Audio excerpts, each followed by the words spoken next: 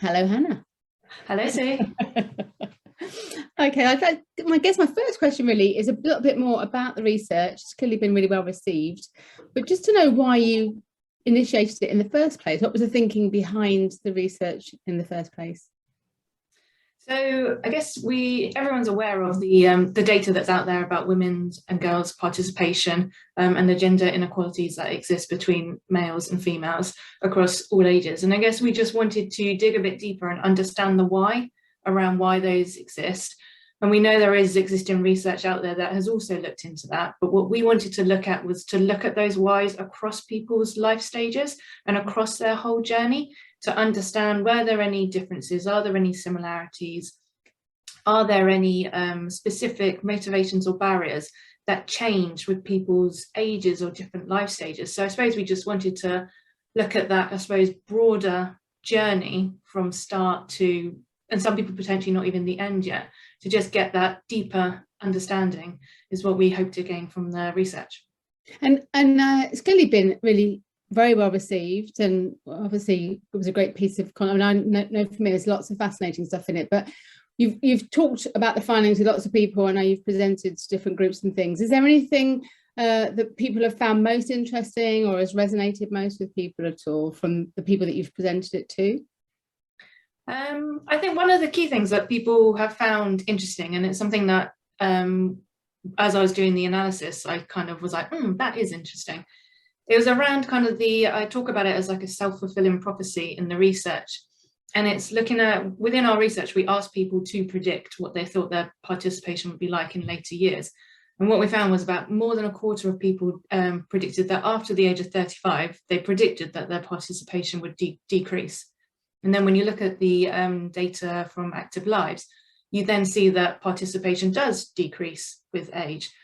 And what we're kind of finding was that it was almost a societal assumption and an acceptance that, well, once I get older, my participation will decrease. And then that was essentially what was coming through on the data.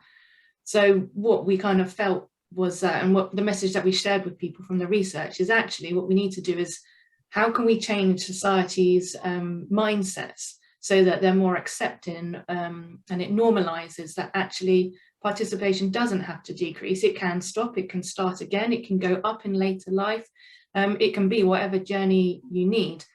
But in order to, I suppose, break that cycle of that self-fulfilling prophecy, how can we normalize those journeys and help more people stay engaged in sport for longer? I guess a bit that I found really fascinating was a piece around the visualization of seeing women like me, of different women, different ages taking part in sports. I wonder how much that's been a part of that, as you say, that sort of self-fulfilling prophecy of thinking it's not going to happen, because actually in the past, certainly we haven't seen that imagery of older, normal looking women still playing sport in their 40s, 50s, 60s and so on. How much do you think that's impacted stuff in the past? Yeah, I think there's a lot of research out there that does talk about the importance of imagery and the importance of women seeing other women like themselves. But I think what can often happen is that people have stereotypes in their mind about what participation looks like for older adults. And I know, like, there's been huge success with like walk-in football, walk-in netball, walk-in basketball, and that's great for people who do need that. But just because people are older doesn't mean that they want to do that version of the sport. You know, they could have been really got to a really good standard when they were younger, and no one wants to be told that actually because you're older you can't play to that decent standard.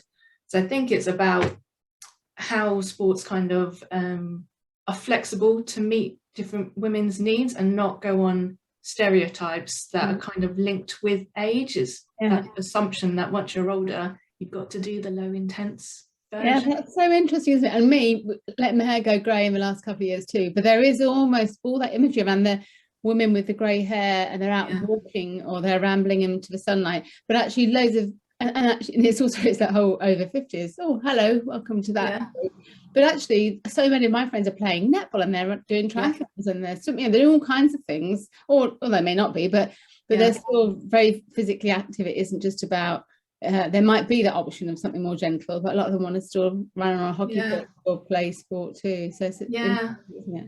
I was talking to someone from England Netball, and because they had their specific data set just for netball, when they looked into it, they actually found that the motivation for competition didn't decline as much as it did for the general panel that were in the research. Actually, for netball, I can't remember if their participants kind of plateaued, or it just didn't decline as much. And what they found was actually there was that demand, there was that appetite for competitive netball in ladies of an older age. So it's about how they can bring that into their sessions that still meets their other needs. And that's interesting, isn't it? Just on that competition side, I know, again, some of the interesting elements around what brings you into sport in the first place. And I was really fascinating, actually, that the change in confidence, that as women get older, actually, they feel more confident, or they're less confident, is that even a sentence, than perhaps at a younger age when they lack confidence because of that need to perform and perhaps be on a pathway. So I found that was quite fascinating from my personal viewpoint. I thought that was really interesting, that change in confidence levels across a lifetime too. Yeah, I think that's an interesting piece. I'm thinking about doing kind of like another deep dive into the data, or maybe going back out to people and around. I think there's something around that confidence piece, or that kind of mindset piece, in terms of how and when and why do women's mindsets change? Because I think you're right. I had an interesting conversation with a lady last week, and she said she used to participate to compete, but now she participates to complete. So it's all about now it is that kind of personal mastery mindset, about now just wanting, she did a 5K and then wanted to reach the 10K mark, or she was going to enter the marathon because she wanted to finish it and have the experience.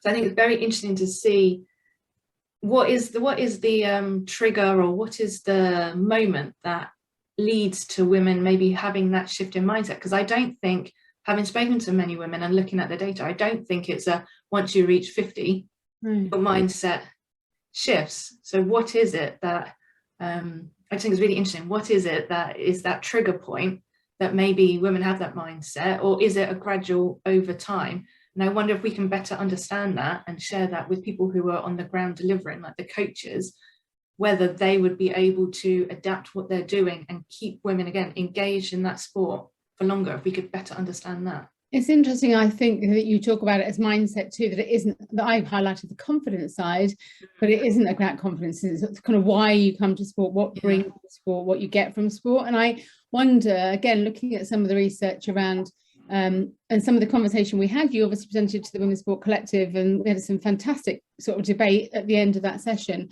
But younger girls that are put off sport because of that element of competition and not feeling like they're good enough because everyone's on a pathway to perform and compete. And is there a way you could change the mindset or make it more acceptable at a younger age, that actually just come along and enjoy it, to complete rather than compete? Yes. But do we try too hard to funnel our young women into leagues and teams and competition, when actually maybe half of them just want to be there because they want to enjoy it with their friends, and maybe later in life we become more there's less of a pathway to elite competition, so it just becomes more natural that we're doing it because we really enjoy it. It's an interesting area. It is, and that's why I think community sport has a really big role to play. So I think when you look at sport, when youngsters or people look at sport that's on TV, it is that elite athlete. It's the ones who've got to the Olympics, got to the height of their sport, and that's a great role model for a large number of kids, and definitely for those who are going to go on that elite pathway. But for those that aren't, I think the community sports setting is where there's a lot of valuable role models, because in that setting they're going to see women of all shapes, all sizes, all abilities, but they'll see them turning up, playing and trying their best. And I think community sport, from a role model perspective, can have a really huge value on inspiring the next generations of girls and young women into sport.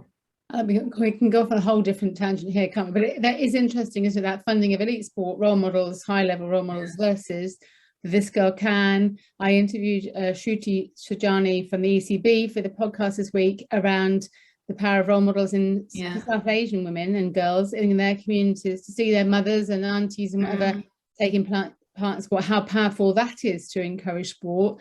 But obviously having a South Asian woman in the England team could also be massively motivational too. But it's really interesting to see where those motivations come from. Is there anything that surprised you in the findings as you looked across things? Were there any things, was it pretty much what you anticipated it would be, or was there anything that you felt was very different to what you'd anticipated? No, I thought quite a lot of things were, I suppose I was expecting quite a lot of women to take a break during their kind of middle-age adulthood, and for it to be because of maternity. So, you know, the majority of women, although, you know, some women do choose to have maternity, some women don't. I think that was kind of expected, but I think what was unexpected was actually the percentage of women who said lack of time was their reason for dropping out or stopping. There was the option to choose maternity, and then there was the option for lack of time. And when we looked into the open-ended questions, what we found was actually, yes, there was taking care of children was in there, but also there were other caring responsibilities. And it's forgetting that, you know, with an aging population, a lot of young women have got, you know, parents or older relatives who also need care, and that it, you know, often comes to the women as the carer within the family to have those roles and responsibilities as well. So I think that was quite interesting, that wasn't as high as I was expecting. And then when you dig into it, it's because of it's caring, but for the whole family, not just younger members. And they talk about, I know because I've been through it, but there's that sandwich generation of women when you've still got children in the home and you're caring for elderly parents too, when understandably then there is very little time to do things. I guess another thing that I think really stood out for me was around that. I guess we talked about the kind of the way that that sport is portrayed for women, but those values that come from sport in terms of enriching life and well-being, that sometimes women see it as a luxury, that it's important, that it's fun, but it's seen as something almost frivolous, leisure, all those words that make us feel like it's not essential. And I think that was definitely something that came out in the research, was actually the pure health benefits, and then women being well as the carers and then better able to care for others around them, but women not seeing it just as a I'm doing this, it's selfish if I go and play sport or play netball for an hour a week, or I do whatever. So that was really interesting. How did the in terms of your feeding back to NGBs and so on, I'm imagining that was an important part for them to be aware of. I think because we shared with the NGBs their data, but also all their open-ended responses, and I think it was in those responses that you got a lot of the value of the stories of the women who had gone through it. And there were so many powerful stories in terms of the sport being their saviour during their kind of life's challenges, whether it was going through a divorce in later life, or a close friend or family bereavement, and actually their sport being that key kind of support bubble or me time for them to help them through that journey. And there were other stories about their sport being kind of their escapism from the stresses of day-to-day life, and that started as young as girls who were going through exams, right up to people with stressful jobs and other things going on. I think that support bubble was quite key for a lot of women. And I was talking to a lady the other day who is a rugby player, and she made a really interesting comment which I loved. She said, when you're part of a team, you have that support bubble, but when you just go to the gym, you don't have that. And she said, because the gym won't text you if you don't turn up, you know, and ask you how you are, or the gym won't text you if you've tested positive for COVID. They won't text you and say, you know, do you need anything? Can I drop something round to you? And she said that is absolutely invaluable, especially she was a single mum and for part of her journey as well. And she said that support bubble was huge for her. And then you had women who were talking in the research about how sport gave them a kind of a network of contacts that they would have never accessed during just from their normal family, or even, you know, from the school they went to. It would just totally broaden the opportunities that were available to them. And a lot of them kind of were saying, I wouldn't be where I am in my career if it wasn't for my sport, because that's where I met so and so and so and so, and that's what led me down to where I am now. So it's about those opportunities that you gain from sport. So I think you're right, it's not just that health, ticking that health box. There's so many other benefits And what we were saying in the research, one of our calls to actions was to promote those wider benefits rather than just that health benefit, which obviously is important to emphasize, but there's just so much value you can get from sport. And that's fascinating. There's two things I'm going to pick up there. One is it's fascinating on that network and that business networking, because I've never really heard it spoken about in that way, but that's so true, isn't it? That's what men have had for the last 100 years, doing business deals on the golf course, on the rugby pitch, on the what have you, through sports and teams and connections in clubs and so on. And it is women having the opportunity to have that too, as they go and find sport too. And I think also that importance, I've interviewed another people for the podcast, but again, especially in sports like rugby and football, where LGBTQ women feel very included and supported in a sports club and environment, which perhaps they don't, well, they have said they don't in their regular working life, their life away from sport. So I think sometimes we overlook, or we don't recognize enough. That's just so important, to feel part, to feel like you belong, like you're part of somewhere, you're not judged for anything, you're just there because you play sport. And that's a hugely powerful piece too, isn't it? Is there anything in terms of the work that SMS have done, I guess, across the Portsmouth sector with this report, there more that you personally would like to do? You've mentioned there the piece around, I guess, mindset and digging a bit deeper there. Is there anything else that you feel from the research and the conversations you've had you'd like to go off and do more of? I think something we would like to do more of is, for us, it was really key that the research there was actions attached to the research, so people could take it away. So we kind of covered the, well, what's happening and the why is happening, but it's then what does that mean and how can you help affect change? So one of the things we've done is we've spoken to various people who were sent or shared the data and tried to look at it from their perspective. So one of the sports we've worked with is orienteering. So we did a club forum for them as part of their kind of club conference series in January.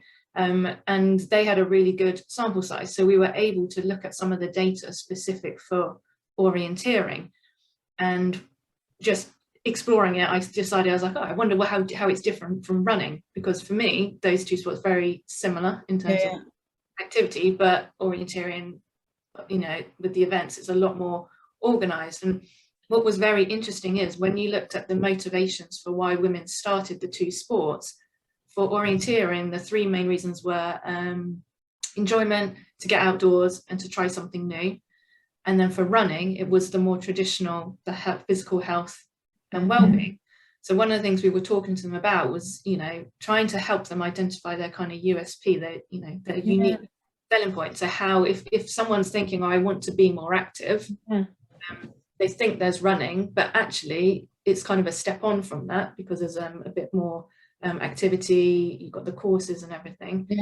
How can they position themselves for women who are perhaps looking for something slightly different, those who are thinking, oh, I do want to try something new, I've never tried orienteering, it could really appeal to them. And then we also then looked at, okay, well, what are the barriers to women starting the sport? And again, between the two, they were similar, but it was a subtle difference. So for running, it was more confidence. So that kind of going out for a run on your own as a woman, not looking like you're maybe going at a walking pace instead of a running pace. But for orienteering, the barrier to orienteering was the knowledge element. So that fear of not being able to read a map, what do I do when I get there? And that kind of element. So what we were sharing with them and talking to them is about, well, how can we address the real specific motivations and barriers around that sport, and kind of for them to take that forward. So I think for us, is that kind of how we can bring things to life and make it more actionable for the specific sports or the specific audience they're working with. Because they are so different, aren't they? That's really, I've never thought about orienteering ever until this conversation. Oh, but see. That could be really fun, couldn't it? But it is then almost how, as you say, you take those USPs and repackage them back to women that might not have considered it as an option or opportunity. And I guess going full circle, so much of that is around how it appears, how it's depicted, that it's friendly, non-judgmental, all those recommendations that came through in the research for clubs to take and sports to take and do in their clubs.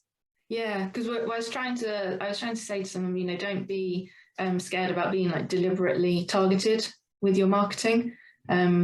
you know, it might not appeal to the masses, but actually it will appeal to a few people, and those people who it will appeal to, hopefully it will resonate more with them, and actually they will hopefully stay with your sport. So it's about that kind of quality over quantity. And I was trying to encourage people to kind of focus in on, you know, a couple of those motivations and barriers, and really kind of set out your marketing around those. Yeah, and we know how important word of mouth and referral is and everything too, isn't it? You get those converts on board for your sport as well. Yeah. Well, that's brilliant. Well, thank you so much for sharing. Right. And it's been really interesting to see, I guess, as you do more and talk to others about it, and what comes down the pipeline in the future too. Thank you. Yeah, great. Thanks, Sue.